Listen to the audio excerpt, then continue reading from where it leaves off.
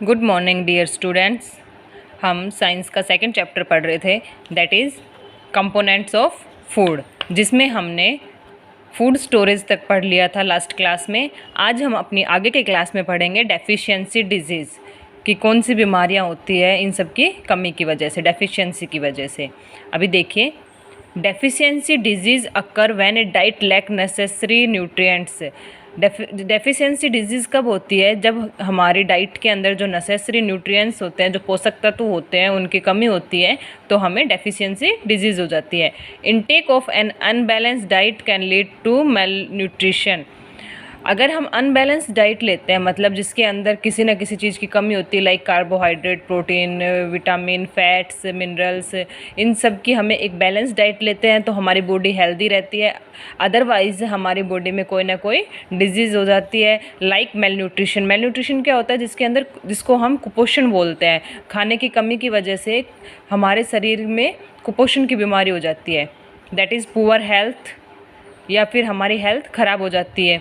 Malnutrition can occur either due to intake of food that is deficient in nutrients or taking food with wrong proportion of nutrients।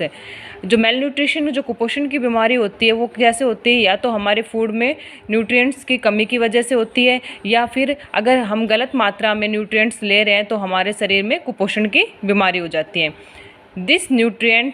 This eventually lead to disease or disorder in the body.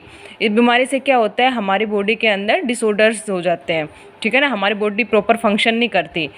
Talking A well balanced diet can prevent this. ये हम इन सबको कैसे रोक सकते हैं? जब हम एक पूरी तरह से बैलेंस डाइट लेते हैं, मतलब हमारी डाइट में सारी चीज़ें मौजूद हो, सारे इंग्रेडिएंट्स हो, सारे न्यूट्रिएंट्स हों, तब हम इन बीमारियों से रोक सकते हैं।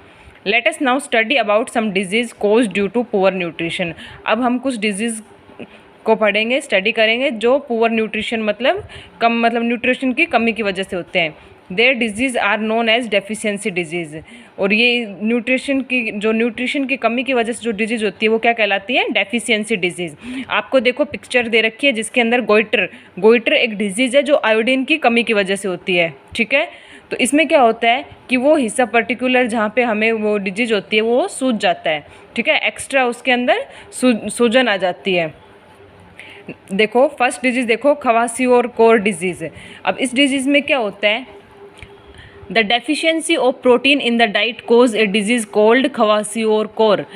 अगर हमारी डाइट के अंदर प्रोटीन की कमी है, डेफिशिएंसी मतलब कमी, प्रोटीन की कमी है, तो उससे हमें ये वाली बीमारी हो जाती है। It mainly develop when the child is not fed protein rich mother milk and other carbohydrate rich food after 1 year of age। ये बीमारी कब होती है? जब 1 साल की एज के बाद अगर बच्चे को प्रॉपर मतलब मदर का मिल्क, माता का दूध नहीं मिल रहा हो, या फिर कार्बोहाइड्रेट वगैरह उसके डाइट के अंदर ना हो, तो उस वजह से बच्चों में ये बीमारी हो जाती है। आगे देखिए, इधर आपको पिक्चर में दे रखा है ए चाइल्ड सफरिंग फ्रॉम क्वाशियोर। देखो बच्चों को ये बीमारी हुई है, उसमें क्या है? उनका टमी बाहर निकला हुआ है, मतलब वो उनकी जो बॉडी है वो तो वीक होती जाएगी, लेकिन उनका पेट फूलता जाएगा, ठीक है। इसके सिम्टम्स क्या होते हैं, कैसे मतलब इसके क्या लक्षण होते हैं जिससे हम इनको पहचान सकते हैं? Growth and brain development stop.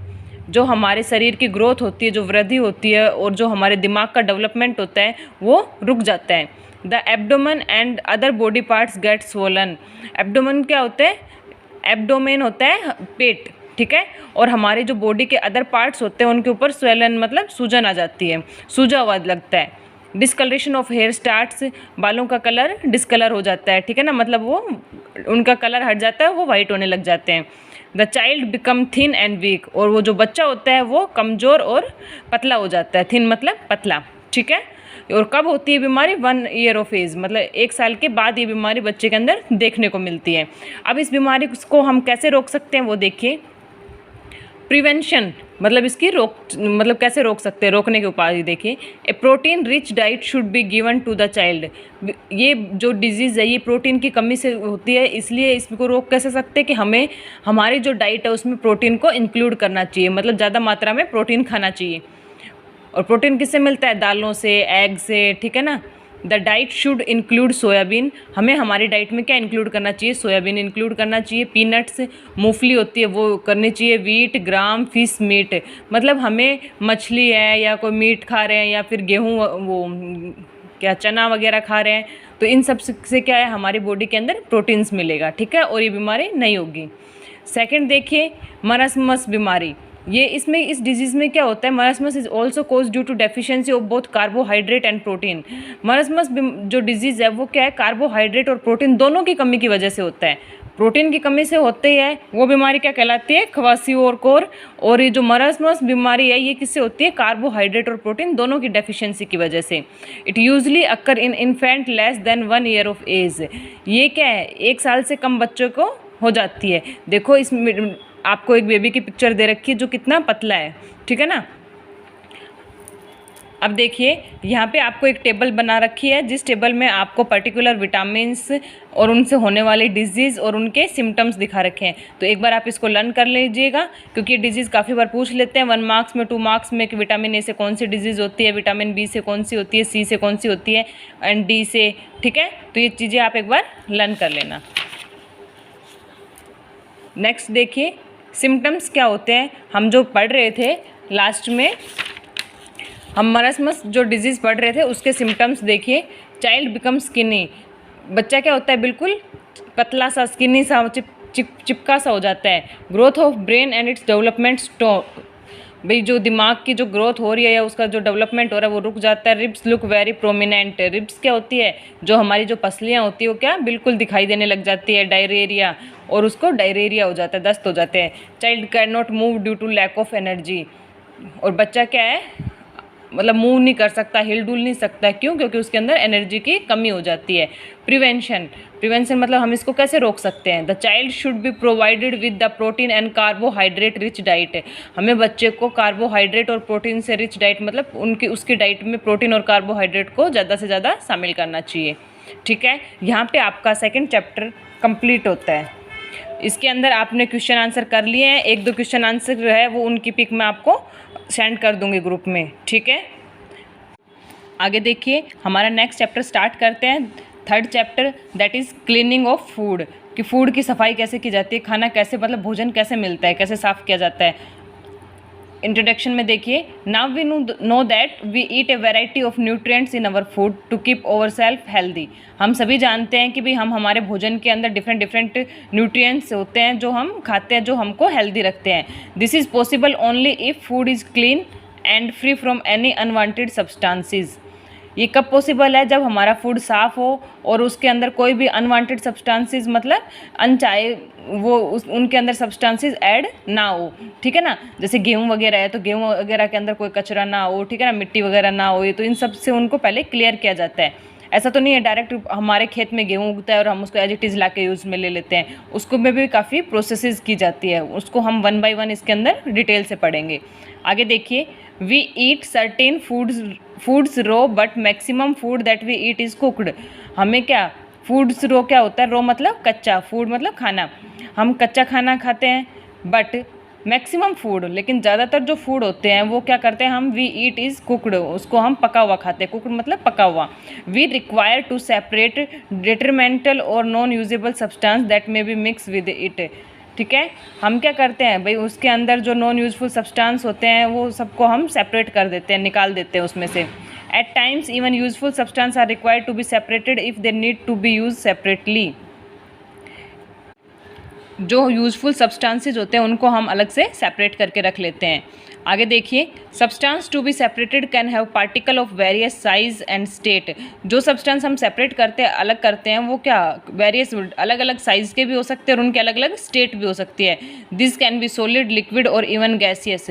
ये क्या, सॉलिड भी, ठोस भी हो सकते हैं, द्रव भी हो सकते हैं और गैसियस स्टेट के अंदर भी हमें मिल सकते हैं। Let us know about the method of separation of substances. आगे हम पढ़ते हैं मेथड ऑफ सेपरेशन के, कि भाई कौन कौन से मेथड है जिनके थ्रू हम सेपरेशन कर सकते हैं। First, method of separation. There are different method to separate substance that are mix together. यहाँ पे अलग अलग मेथड है, बहुत से प्रकार के मेथड है जिनके थ्रू हम सब्सटेंसेस को सेपरेट कर सकते हैं जो आपस में मिक्स हुए हुए हैं, ठीक है। Let's learn about them. अब हम उनको पढ़ते हैं। देखो, फर्स्ट इज थ्रेसिंग। आप सबने देखा होगा कि हमारे खेत में कोई फसल उगाते हैं तो उसको हम थ्रेसर से क्या करते हैं, उस फसल को निकलवाते हैं, ठीक है। उसमें क्या होता है, जैसे कि लाइक बाजरा है, बाजरे की क्या पूलियाँ बनाते हैं, ठीक है, कट करके फिर उसको डायरेक्ट थ्रेसर में डालते हैं, जिससे वो पशुओं का चारा अलग हो जाता है और वो बाजरा अलग से उसमें अलग से निकलता है। तो ये प्रोसेस क्या कहलाता है, थ्रेसिंग कहलाती है। The process to separate the grains from the plant is called threshing. वह प्रोसेस जिसके अंदर जो अनाज होता है उसको प्लांट्स पौधों से अलग किया जाता है। मतलब जैसे कि एग्जांपल लिया था अभी बाजरे का, तो उसमें क्या होता है, बाजरे को हम क्या वो प्लांट्स के साथ जो बाजरे का पौधा होता है उसको पूरा कट किया जाता है, लेकिन जब थ्रेसर में हम उसको डालते हैं तो वो जो मतलब प्लांट्स होता है वो अलग, उसको अलग इकट्ठा कर दिया जाता है और उसमें जो बाजरा होता है उसको अलग इकट्ठा कर दिया जाता है। प्लांट्स ऑफ राइस, व्हीट, मेज एटसेट्रा कंटेन ग्रेन्स। भी जो चावल का पौधा है, गेहूं का है, मक्के का है, उसमें क्या है वो अलग अलग मतलब कंटेन, उनके अंदर अलग से अनाज कंटेन होता है। This grain consist of a thin covering and are attached to a cob or an ear. इसमें क्या होता है कि जो अनाज होता है उसके ऊपर एक पतली सी कवर होता है। आप सभी ने ये चीज़ें तो नोटिस की होगी, भाई गेहूं की जब कोई फसल होती है या बाजरे की, मक्का की, उनके ऊपर क्या होता है, जो अनाज होता है उसके ऊपर एक लेयर होती है पतली सी। The crop is harvested when the grains fully developed.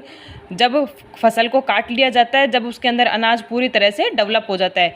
पहले अगर हम कोई प्लांट्स लगाते हैं, फिर वो बड़ा होता है धीरे धीरे, फिर उसमें क्या होता है, उसमें बीज आने लग जाते हैं, ठीक है। जैसे कि गेहूं लगाए तो उसके ऊपर फली आ जाती है, फिर उसमें गेहूं के दाने हो जाते हैं, ठीक है। उसके बाद जब वो पूरी तरह से पक जाती है तब हम उसकी कटाई कर लेते हैं।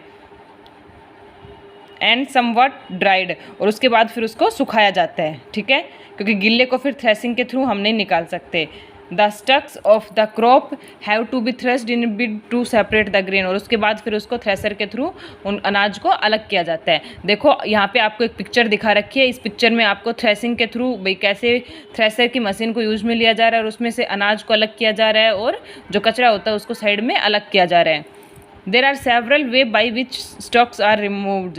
यहाँ पे बहुत से डिफरेंट तरीके हैं जिसके थ्रू जो स्टॉक्स होते हैं, जो उसके अंदर जो भी कचरा अलग होता है उसको अलग कर लिया जाता है। Sometime the stalks are beaten to free the grain seed.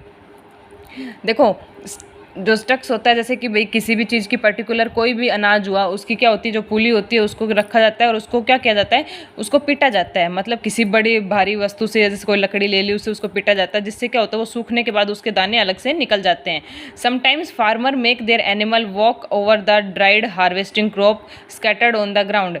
पहले के, आज जब थ्रेसर का ज़माना नहीं था तो पहले लोग कैसे करते थे कि वो उस फसल को क्या करते थे, रख देते थे और उसके ऊपर से जो भी जानवर होते थे उसको उसके ऊपर से बार बार चलाते थे। लाइक जैसे कि वो ऊँट होता है, ऊँट के क्या होते हैं पैर, उसके चौड़े चौड़े पैर होते हैं नीचे से, तो ऊँट को 4-5 बार उनके ऊपर से चलाते तो वो दाने सूखने के बाद वो दाने उसके अंदर से निकल आते थे। These days threshing machine are use for separating the grain with the use of comb mechanically. लेकिन आज के टाइम में क्या है कि जो थ्रेसिंग मशीन होती है ना, उसको यूज़ किया जाता है ग्रेन को सेपरेट करने के लिए, अनाज को अलग करने के लिए प्लांट से। The thresher is a very efficient machine use to separate the grain from the plant. जो थ्रेसर है वो क्या है, वो काफ़ी एफिशिएंट मशीन है, किसके लिए, अनाज को प्लांट से, पौधों से अलग करने के लिए, ठीक है। तो अगर आपसे पूछा जाता है मेथड ऑफ सेपरेशन बताओ, तो सेपरेशन का कौन सा मेथड होगा, that is first is threshing. मतलब थ्रेसर के थ्रू हम उसकी जो भी फसल होती है उसको प्लांट से, जो भी अनाज होता है उसको प्लांट से अलग किया जाता है। अब हम आगे के जो इसके मेथड है वो हमारी नेक्स्ट क्लास में पढ़ेंगे। Thank you.